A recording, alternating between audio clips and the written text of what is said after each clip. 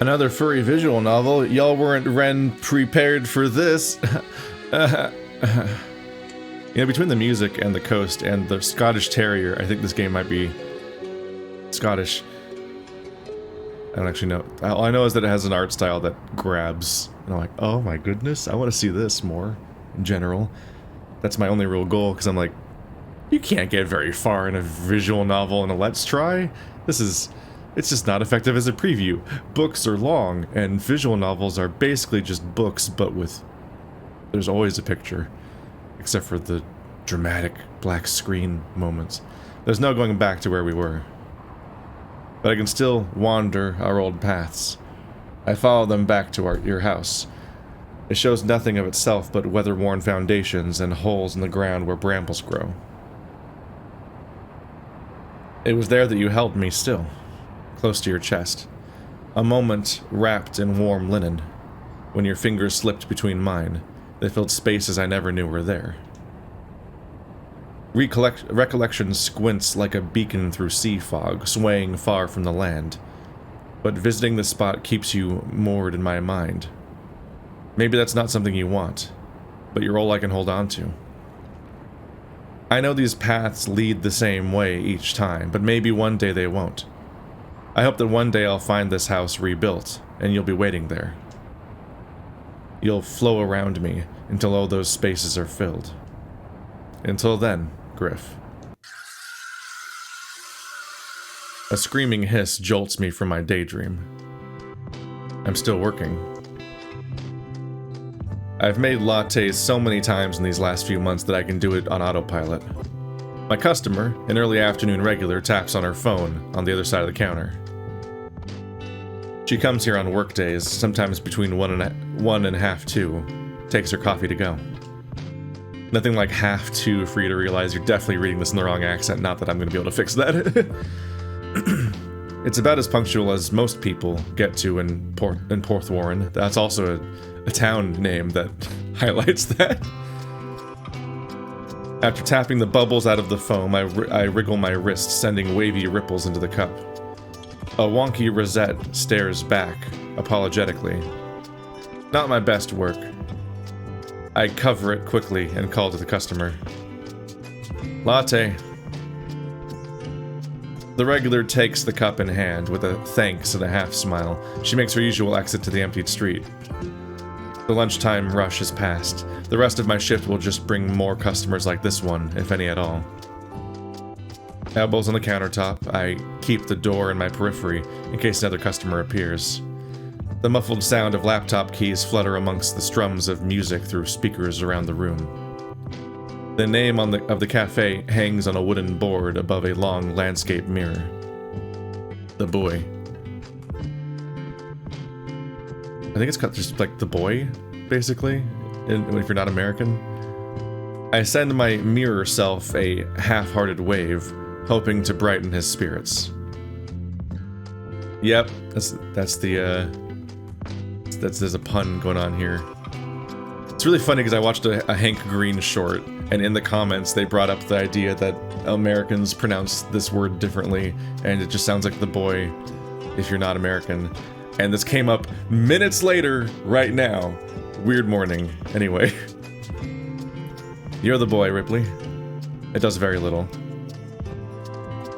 I wonder what they'll think of you now.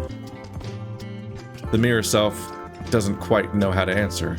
He's likely tired. It's his last shift for a week. I decide to make myself busy in the meantime, cleaning the steam spouts, ensuring the shot baskets are empty and drained. Out of a small window at the back of the room, the lopsided hulls of small boats breathe gentle on low water. I'm reminded that working in the aroma of fresh ground coffee beans is a comparative luxury on days like this. The last job paid a little more, but the stench of low tide crept into the stockroom. As I shuffle cups on top of the coffee machine, a tap of laptop keys peters out. A dull clap precedes some rustling in a bag. Standing up from their table, a red deer clad in khaki tones trots toward the bar. You ready, Riley? Thought you got off at 1:15. Half past. The art's so good in this game. Like, there's the background art, then there's the character art, and then there's the portrait art, which I just want to highlight. I saw it from the screenshots in general, but like all the characters have little portraits in the corner, and it's also like a different style than the rest of the game, and it gets like a little abstract in concept. It's just like a neat... Even the interface is like custom made and everything. There's just like a lot of work going on here, and the artist is doing a great job. Half past. Oh, right. Hazel's in the staff room. She'll be out in a bit. Fair enough. She rests an elbow on the counter and tries to make it look, not look too obvious she's eyeing her phone. So, excited? Yeah, kind of. Kinda. I don't know, it's weird. Billy and Ranzo have been doing their own things for so long now, it's going to be a bit strange. It'll be a bit different, sure. But that's good. It's been long enough, things should be different. I loosen the cord on my froth-stained apron and turn my head around the room. I guess so, yeah. You still worried about the cafe thing? I don't know. It feels weird knowing they've been out of the country and I'm just, you know. Me and Joe are still here, aren't we? Yeah, but you've got your proper jobs. She looks like she's about to say something, then changes her mind. Look, you've got nothing to worry about. We'll go and get Joe and Billy, then meet Ranzo. They'll be too glad to see you to care about anything else. I feel more a smile form on my face. You're doing good, Ree. We probably should get moving, though. Billy's train gets in at 1:45. I place my folded apron on the counter. The clock on the cash register reads 14:29. Right, I'll go check on Hazel. It's Rye, because Riley. There we go. Apron in hand, I pace between the tables towards the back room. I catch another glimpse of those boats in the shallow water, before opening the door to a room where the air is thick with dishwater steam. We're kind of like revisiting this theme over and over again. Like in Night in the Woods, you play as May, and you're the only person coming back to a town full of people that never left. And then in Echo, there's a trio of characters returning to an area where another 3 characters never left, and then also the rest of the town. And now we're the people who never left. Hazel, you're up. It's a steep walk back to the station. A thin, straight road with shops on either side, and most of which have flats above them. After placing her bag inside the doorway to our flat, Sal closes and double locks the door. She walks back to the street, phone in hand. Still nothing from Billy. Her voice is breathy as we trudge further up the incline. By the way, what time did you come in last night? I didn't hear you. Yeah, just sleeping badly. Went for a walk. I'm starting to regret wearing a sweater. My shirt has formed damp patches that stroke me with chills whenever the wind blows through the yarn. Take it off. Bad dreams? No. Just hard to sleep. You out walking again then? Yeah. A few cars pass us on the thin streets, their engines cutting through the shushing sway of new leaves and the gulls wheeling above. Today should get you worn out. Because he needs to sleep. The pause was slightly weird, or maybe I'm reading it wrong. Out at the top, it's a comparatively easy walk downhill, and we're able to catch our breaths. Approaching the station, a few cars and cabs are lined up in the taxi rank. Beyond them, another figure comes into view. He paces on the spot, a blue lighter cupped in 2 hands. He holds it close to his slate beak. The cold wind snaps the flame left and right until a cigarette lights. Heaving a relieved drag, his head tips back and wisps of gray smoke chase away in the breeze. That's when he sees us, a furrowed face unfolding into a smile. What's on? Good to see you, Joe. Good to see you too. It's been a while. His voice is glazed with a light southwestern veneer. He's calm, but tones of excitement break through as he talks. Sorry we're late. Not a problem. So's the train. Stepping closer, the smell of cigarettes grows potent. Hope you've been good. You still trying to quit? Yeah, as you can see, it's going great. Heard anything from Billy?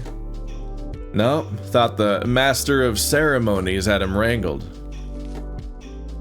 Keeping his eyes on me, he tips his head sideways to Sal. Sal wanders over to the fence. She peers across towards the monitor hanging from the platform ceiling. Says it's due. Joe takes a puff of his cigarette.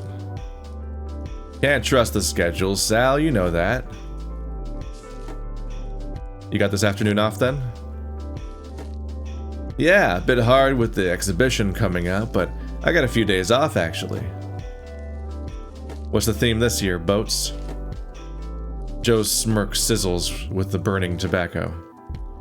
Who told ya? Are they not just using the same stuff as last year?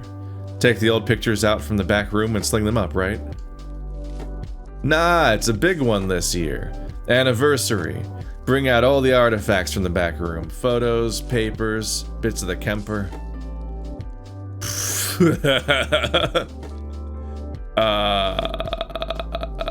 Is that Welsh? Like Blythe?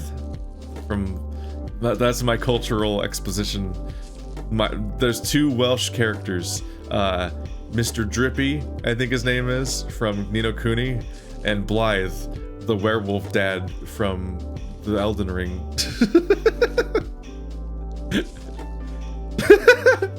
I've burned so many bridges just now. Mr. Penblade, even. How do I recover from this? Even got one of the old lifeboats reconstructed. Sounds like a lot of work. Yeah, mostly paperwork for me. Some people visit annually, so it's gotta be good. He tweezes a couple of small, pale feathers from under his chin. Don't worry too much about it. If they're traveling in each year, they're probably happy enough to see the boat. They're like train spotters, aren't they?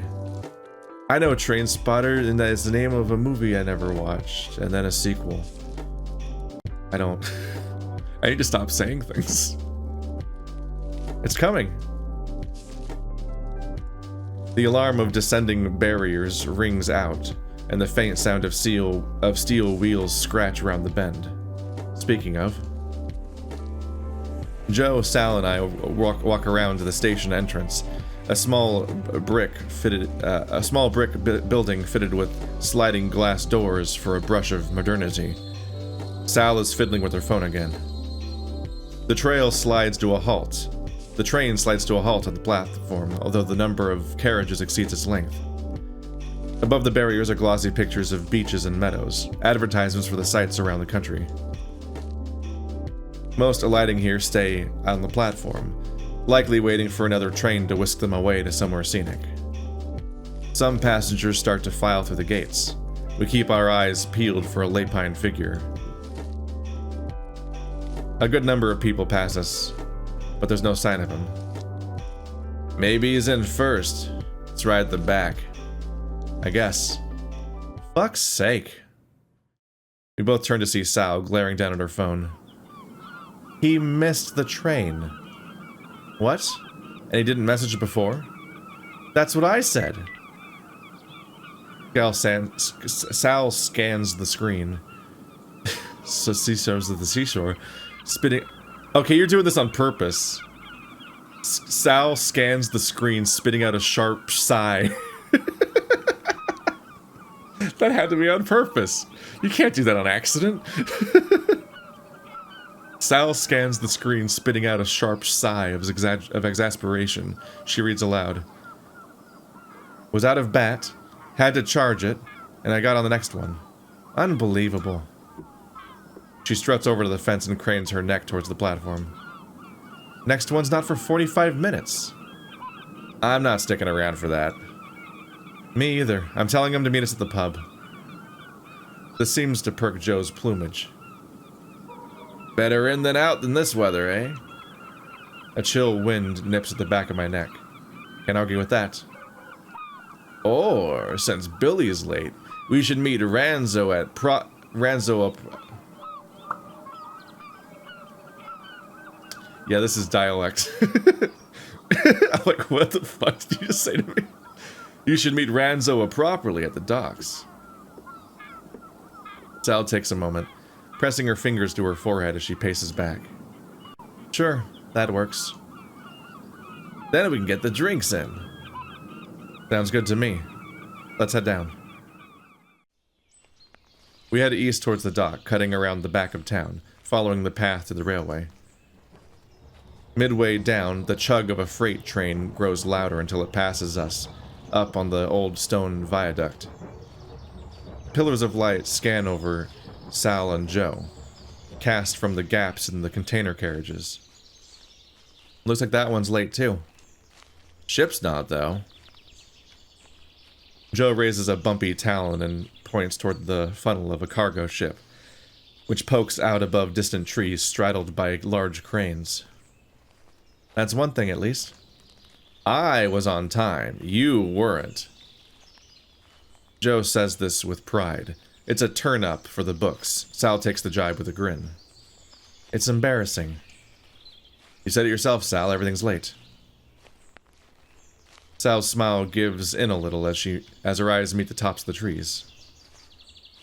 I know. It's just been a whole thing to set this all up. And it's going fine. We'll get Ranzo, head to the chariot, and wait for Billy. I'm going to text him so he knows where we are. Wait, I thought we were going to surprise him. I'd really rather keep this simple. Come on, he's been following instructions all week. It's been a long time since I've seen Ranzo. He loves a bit of fun, but he can also be quite sensitive. I'm not really sure.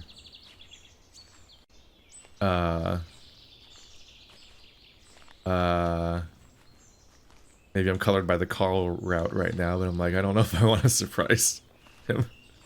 Sal's got a point. He might be out already. Fine. I'll text him now. Sal starts tapping out a message. How's the job going, Rye? Not bad. Pretty quiet most of the time. Bit boring. Better than stressful, though, right? Yeah. I mean, it's not stressful. Right. I know how that is. I can sense he's trying not to push any buttons. He soon changes the subject. Do you know where Ranzo set off from? North Koyo, I think, across the pond. Didn't he tell you? Nah, don't really chat that often. That tracks. Ranzo's great, but you do have to push him for a text response. I scrubbed through my messages with him. There's a couple of music links I sent the other day, not read. Then a message wishing him a good trip over, not read. Then there's the brief back and forth around his departure from the dock, littered with abbreviations and typos. Wait, no, South Koyo. He's had his fun in the sun, then. It's still nice and bright out, but even between the valley of the viaduct and the tall houses, there's still that bite in the air. Hope he got it while he could. You think he'll be bundled up in a winter jacket? If I know him, he'll try to look all hard and just wear a t-shirt. That does sound more like him. I thought you were going to argue so I could bet a pint on it. I'll bet. I offer a handshake. Joe reciprocates without hesitation. But I'm gonna say fisherman's jumper with stripes. You're on. Twigs and hard soil crunch underfoot as we continue along the path. Won't be long until we're back on the road. At the base of the hill, the road peels left across the bay, before weaving back through the heart of the town. It runs along a wall of corrugated iron, a drab metal blister on the headland's pastoral greens. It's just some nice backgrounds. I just like the color, the good vibe in general. Also, mixed feelings on the idea of people betting on your behaviors. On one hand, it's like, oh, that's kind of cool that people even pay attention enough to notice patterns in what you do. On the other hand, you're like, am I so boring that I do the same thing that much? I guess it can go either way depending on the context of the thing. I don't sound like that. At a gap in the fence, At a gap in the fence, we see dock workers passing through with with clipboards and hard hats, the usual fare. Between them are glimpses of a rarer sort, at least for these parts. They're the ones that bring life to the town when the big ships take anchor. A lady passes by us, browns, slacks, and whites painted across her like marbled paper. Her ears are perked up like two satellite dishes as she speaks cheerily to a top-heavy man with gray-green scales. Both of them sport dark blue overalls with it's even an R before the E. I was right to some extent. I was when they said Southwest about that guy's accent, I was like, hang on a minute, am I completely wrong? Is he from like Arizona? But, you know, lots of planets have a north. Cool. Now I've said that my exposure to the EU or the UK is Doctor Who. It's both the spot dark blue overalls with Liverson emblazoned across the front, the same emblem that marks the great freighter's hull. Still, no sign of the guy we're looking for. You think we should go in? No, you probably need a badge or something.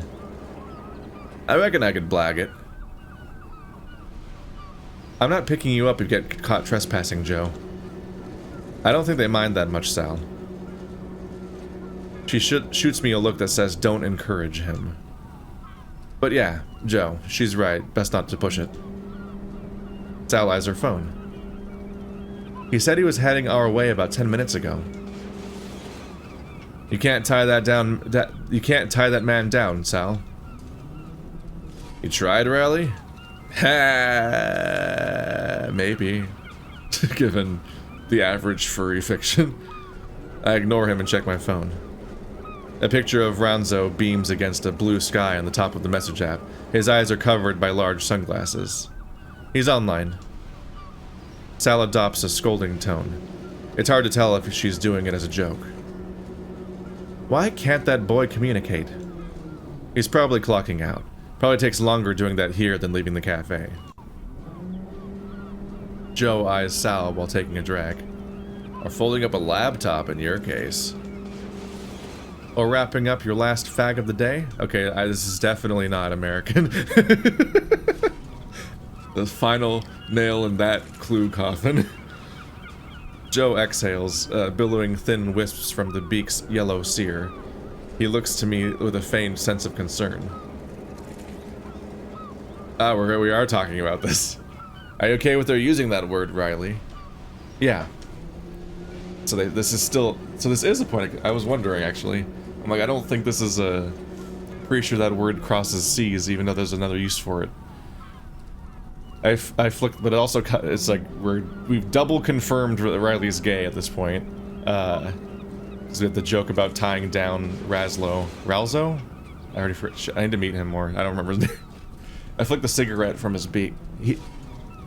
I flicked the cigarette from his beak. Oh, we're getting in his business. It sheds a trail of ash along the floor after it.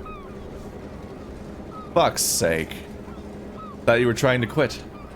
Piss off. Joe bends down to pinch the cigarette from the floor before the wind blows it away. I've known Joe about as far back as I can remember. Sal, too. He's a cheeky bastard, and sometimes you gotta give some back to him. He returns with the now bent cigarette in hand. Grim. 3-second rule. I don't think that counts on a dockyard floor, Joe. I don't know what this character looks or sounds like. From behind us, a thick voice parts the wave of industrial noise. It speaks with a confident sense of belonging, as though it were already part of the conversation. It's similar to Joe's, but the southwestern tone's layered on thick. It feels like part of the land itself. The sound traces back to a broad, scruffy-looking dog, wearing a tender grin spread out behind a muzzle of gray scruff. There he is. There's something goofy about the bright colors and the use of the overalls. He's fucking jacked though, isn't he? There's he's got like pec shadow, despite the kind of goofy stripe and overalls cover combination that, at least from an American perspective, makes him look like a toddler. So it's a hell of a mix of appearances. Ranzo. They're hugging. We all crowd in around him, arms held out. He greets us each in turn, giving us a long, tight squeeze. With his arms around me, it feels as though he never really left. His shirt smells freshly ironed, and with a note of lingering sea spray. He's warm and homely, and as my ear meets his shirt, I hear the pillowing of dense hairs beneath it. You let the fuzz grow out? Yeah, you kind of need it out here. We had to take the north way around, so I'm glad I kept it. And yet you're still wearing a shirt. Told you, Riley. I was right about the stripes. It suits you, Raz. The fuzz. Yeah, it's like you're some crazy old lighthouse keeper or something. And like a cool way. Ranzo snorts, the hot air quivering the hairs on his snout. And you look like some mad weirdo librarian. In a cool way. Joe's laugh is speckled with high chirps. He tries to stifle them. I think that's pretty spot on. Ranzo takes a deep breath and looks around, basking in the moment before his brow furrows. Wait, where's Billy? Is he a goat by any chance? He missed his train. Oh wait, no, it's supposed to be a lapine figure, so no. Is lapine the same thing as lupine? Hang on a minute. Now He missed his train. I've told him to meet us at the chariot. Ah. We going now, or are we gonna have a mosey first? Plenty of time to mosey tomorrow. Let's get pissed. We should probably get there before Billy does. Let's go. The walk to the chariot takes us along the narrow main street. To our left, buildings are cramped together, clambering up a steep hill. On the right, little roads break off down to the seafront, where wooden benches simply empty with flapping parasols bearing their venues' names. Pubs and bars are some of the only places able to hold their own in recent years, stubborn nails jutting out amongst the shops and cafes that come and go with the tide. Around half of the storefronts lay vacant, their remaining signage earmarked by boards reading "To Let," standing only to remind passers-by what used to be there. Their empty, dark rooms make their broad, street-side windows into ghostly mirrors. Ranzo, Sal, and Joe are walking ahead and chatting about something I can't make out. It's muffled, and I'm pacing slowly in that hazy reflection. Murky figures pass around us. The lens of the hollow room paints them in the air like smoke. They're locals and visitors alike, blended into a weaving rhythm. A brightness ripples somewhere between the gray, half-formed figures and faded glass, an amorphous streak of light. Its presence grows, flickering through the gaps in an unseeable space between. It's not a stray beam of light, it's something else, something walking through the crowd, with a white tail trailing after. They walk with purpose, towards me.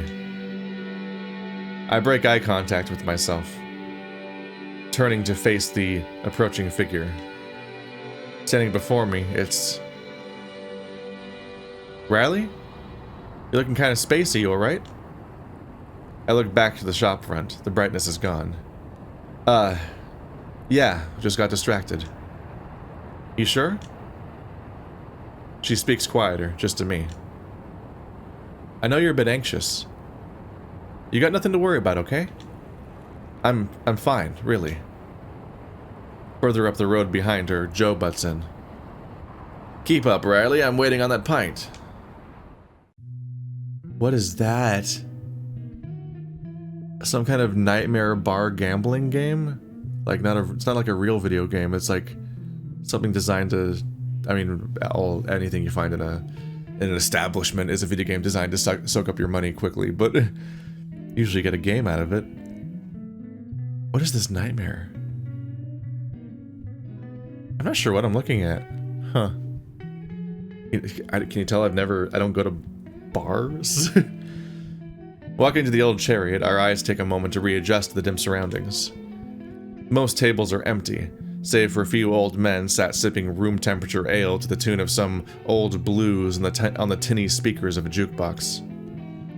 You haven't been able to smoke inside for about 20 years, but you wouldn't know that from the air. Creaking across the floorboards, we head towards that little windowed nook, our teenage home. The Chariot wasn't the best pub here by a long shot, but they never checked ID. I was about to say that about the previous line. I'm like, hang on a minute. Before we reach the nook, Ranzo stops and gestures towards the bar. First round's on me. What do you guys want? Oh no, Ranz, you don't have to. It's cool, I got paid this morning. What do you want? Joe doesn't waste a second. Pint of halyard. Been a while since I've had that. I'll join you. We should do the brewery tour while you're down. Sal's a little more hesitant. Half pint, same as. Ranzo turns his gaze to me expectantly. I would like a pint of beer, please. I'll have what Joe's having. Job's a good 'un. I'll trust you on that one. He makes his way off to the empty bar front and starts making jovial chatter with the bar lady. It's empty on his side. I'm like, no one's working here? Half Sal. Not very festive. It's 4 in the afternoon, Joe. Yeah? And we haven't seen Ranzo in how long? I'll have a proper one when Billy gets here, alright? Just go easy. We all squeeze into the wooden benches by the window. This place was built centuries ago when folks were smaller. Joe and Sal sit opposite me, and I leave a space for Ranzo on my left. I have been on the other side of so many conversations where somebody's policing how much I'm drinking or whether I'm drinking as somebody who doesn't really drink, and it's like, wow, this is really selling me on the idea. Your personality is just winning. Good to be back in here, eh? Yeah, it's got that real comfy atmosphere, hasn't it? She wriggles from side to side as she tries to get into a position where our legs aren't bashed up against each other. I mean, yeah, there's better places, but... I perform a similar dance, trying to park myself in a well-worn spot. I think it's got its charm. We can always do something like this more often, you know. I think the last time we went out for drinks was the last time Billy was down. Yeah, sorry, I've been really busy and... You don't have to work that much, you know. Take a break.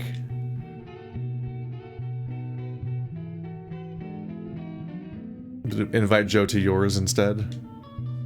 Leave him alone.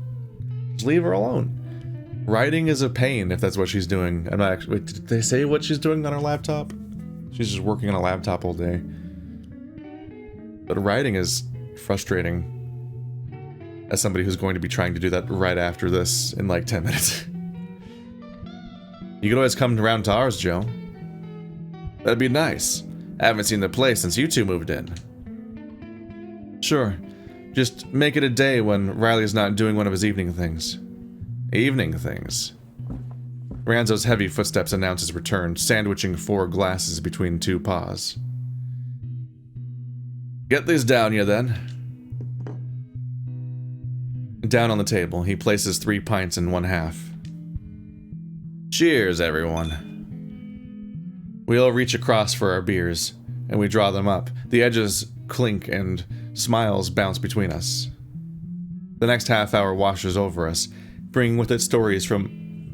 from Ranzo's time at sea. They detail times aboard the ships and ports to the far west. When is this guy showing up? This train was like 45 minutes late, but we've like picked somebody up. He's still that confident, positive spark for our group. Spark our group. That probably makes sense technically. Joe's fun, but Ranzo's tone is a bit more vibrant. He sinks color into stories that I imagine were actually pretty drab and dreary.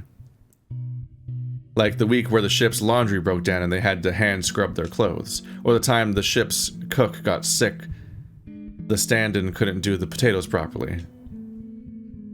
Midway through another story, Ranzo's joyous pace is interrupted by an uneven gait crossing the floor. Alright, dickheads. It's like, alright, dickheads? It's a question. The voice is broad, confident, and devoid of the local twang.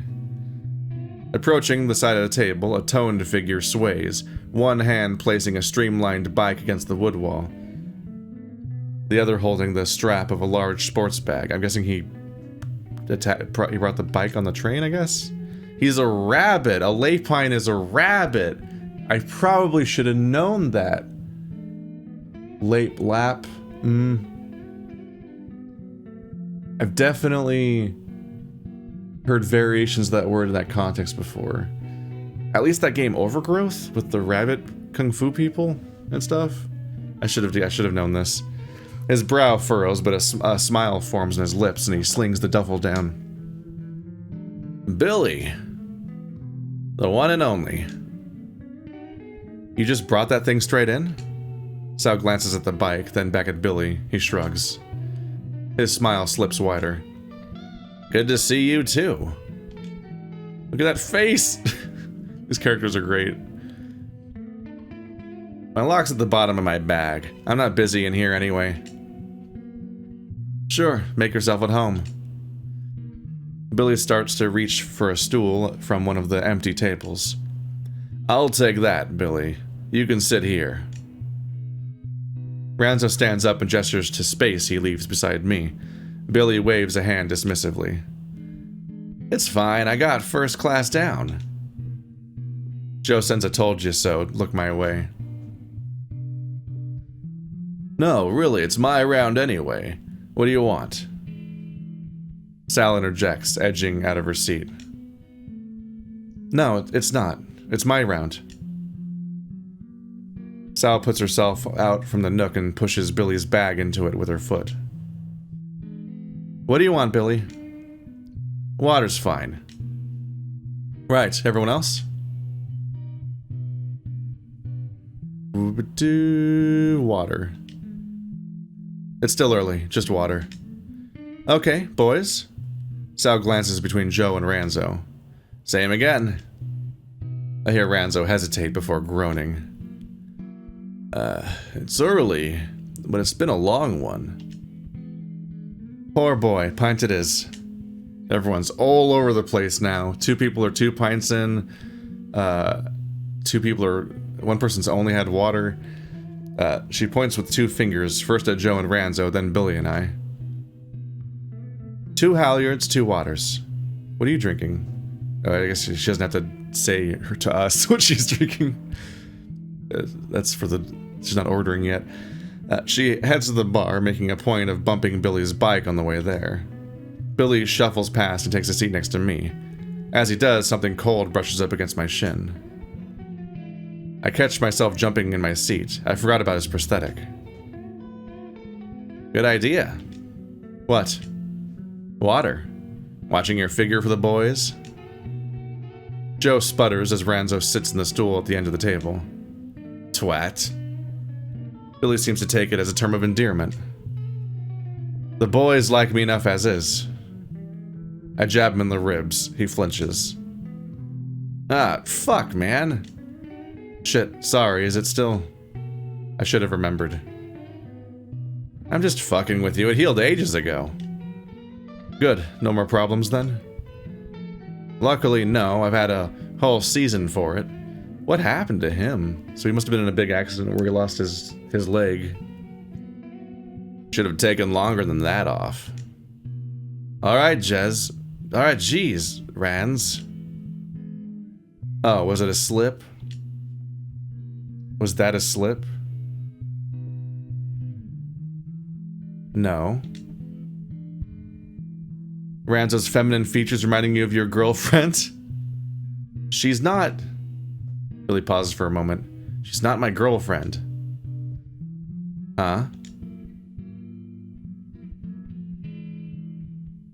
I'm like triple second guessing the scene for a second there. I'm like, for a minute there I was like, is Raz trans? But instead it's just, I think it's just that Sal exclaiming is used to using somebody else's name, and so he almost said like Jessica or something, or Jess. But I read it as G's, so like Jesus, because that's a common enough thing to just shout, at least around here. So I had the complete wrong read of even what was happening, because it's not voiced, that kind of stuff. Sal appears in the corner of my eye, carrying a tray of drinks. I broke up with her. Sal's face slumps with disappointed sympathy as she settles down the tray of drinks. You and Jess broke up? She was so nice. Don't bring up the thing after thing is over and whatnot. Billy takes a long sip of his water and wipes the dew from his prickly lips. What you saw, sure. I wasn't feeling it, kinda needy. She said I was spending too much time training. It was a choice between that and her. Billy's eyes widen with resigned indignation. So, here we are. I'm sorry, man. Don't be, I'm better off. Don't give a rabbit a chance to run, I guess. Joe raises a glance toward the center of the table. Glass. Anyway, cheers to being back. The looks of sympathy ease around the table and more glasses rise to meet Joe with a clink. Cheers to being back. Hey! That's what I look like? The portrait is so gray that I did not at all have a correct read on what our own character looked like in this picture. Look at this crew together. Look at this art is nice. Anyway, that's the crew getting all together and having this splash screen is probably a good place to end it, all things considered. There's his bike. There's the mixture of pints.